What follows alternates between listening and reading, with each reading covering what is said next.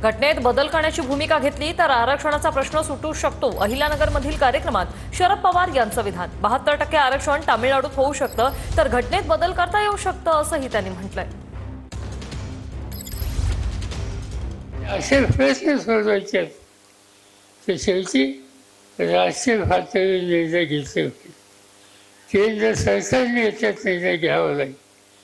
जर 58% 72% आरक्षण तामिळनाडूमध्ये राहू शकतं तर वेळप्रसंगी घटनेमध्ये दुरुस्ती करून सुद्धा हे आरक्षणाचा हा जो तिढा आहे हा सोडवण्याच्या संबंधीचा निकाल हा संसदेमध्ये घेतला पाहिजे.